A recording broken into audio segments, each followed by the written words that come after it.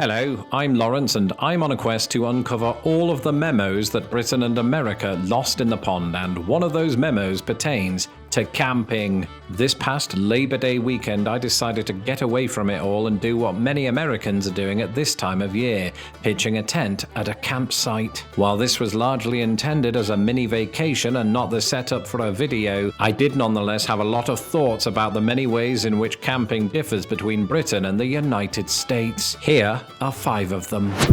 I don't have any evidence for this, but I get the sense that singing around a campfire is a more widely accepted activity in the United States. Firstly, Americans are generally less inhibited when it comes to communal singing, though Brits begin to catch up once alcohol is introduced. Secondly, American horror films tell me that I'm definitely correct about this. Now, this is not to suggest that every American camping trip immediately devolves into a touring musical. Indeed, during this Labor Day weekend, I didn't even see a single guitar, but the notion of campfire songs certainly exists. Whenever I have heard it in action, the songs of choice range from John Denver's Take Me Home Country Roads to Everything by Johnny Cash. Having never been a Boy Scout, I struggle to think what the British equivalents might be. Several sources seem to indicate a leaning toward traditional songs like She'll Be Coming Round the Mountain or Old MacDonald, but I do expect a hearty rendition of Come On Eileen once the Heineken kicks in. I've just realised that's not applicable to Boy Scouts officially.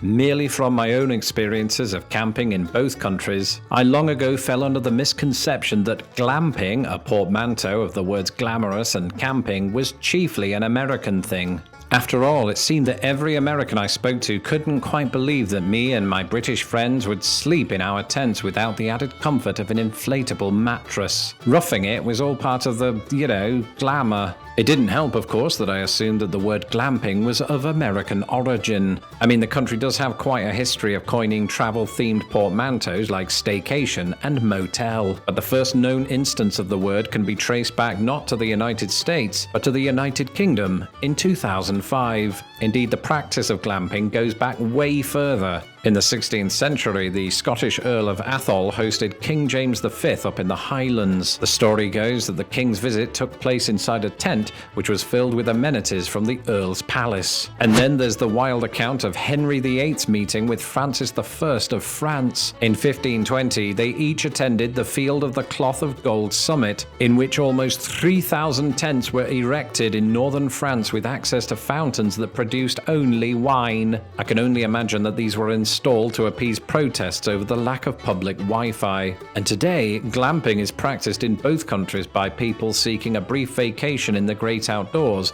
without breaking their backs in the process. And while America might not be able to claim the word glamping as its own, it makes up for it with these. When you move to the United States, much like any other country, you spend the first year or 5 asking the question, what is that? This was precisely my response upon hearing the word s'mores for the first time. For those not in the know, a s'more is a popular campfire concoction in which a roasted marshmallow is planted on top of a piece of chocolate and thrust between 2 graham crackers. Indeed, when it first entered American culture about 100 years ago, it was referred to then as a graham cracker sandwich. Shortly after, a recipe for the sandwich was posted in the 1927 iteration of Tramping and Trailing with the Girl Scouts under the name Some More. The contraction s'mores was common in American cookbooks by the 1950s. Now, while I certainly never encountered them in Britain, it wasn't unusual to roast and eat marshmallows by themselves. That said, since I left the motherland 13 years ago, there have been efforts among British bloggers and vloggers to recreate s'mores. With graham crackers and Hershey bars harder to come by across the pond, these are often substituted with digestives and Cadbury bars. While this might appease the odd, sometimes very odd, American, it's a little more difficult to replicate this.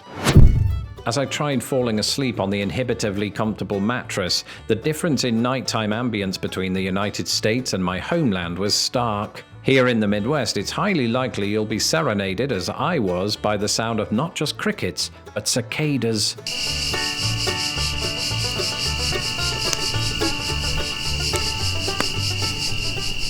On On the surface, this combination does sound quite soothing, but as someone whose brain comes alive after midnight, I made the mistake of recalling then and there that what I was hearing were mating songs. And let me tell you, nothing signals insomnia like the thought of cicadas going at it, especially when you consider that when it's all over, the males just die. It's awful. Even as the female delivers their offspring, the males are notably absent, a trait often shared with humans. After this, though, the female cicadas also die. It's just sad. Anyway, the ambience in Britain is quite different. In the absence of cicadas and crickets, it's the elements whose voices call loudest as the nighttime winds let the tent know who's boss. This in turn prompts nearby trees to creak, and since Britain is often given to light precipitation, I spent many a camping trip falling asleep to the pitter-patter of rain. Of course, much of the US is no stranger to this. It's just that in the Midwest, and most certainly in the Deep South, rain tends to be heavier and less conducive to a good night's sleep. The same might also be said of these. It doesn't matter how many times I tell myself that this isn't the actual wild, there will always be a small part of my brain that wonders how you successfully fight off a bear. At least, that has become the case since I started camping in America, and while Illinois isn't noted for its bear population, the same cannot be said of other places I've camped, like West Virginia. The mountain state is reportedly home to 8,000 black bears. Thankfully though, black bear attacks on humans are extremely rare, but facts have no meaning when it's dark outside and everybody else is asleep.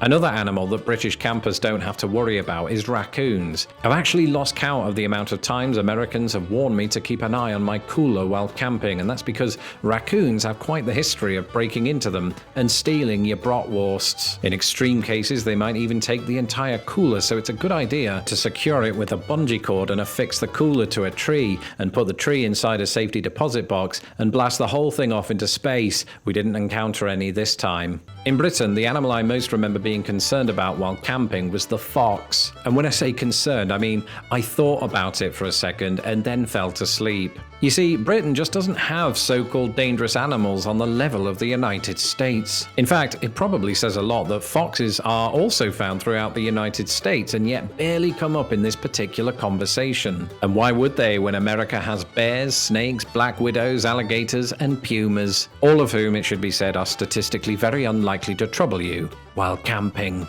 That's it for this episode. Let me know in the comments below if you have any plans to go camping. My name's Lawrence Brown. You can follow me on Twitter at LostInThePondUS, and don't forget to subscribe to my channel so that my videos don't get lost in the pond. A grizzly bear-sized shout out to my patrons who make these videos possible. If you would like to become a patron of Lost in the Pond, you can do so at patreon.com/LostInThePond.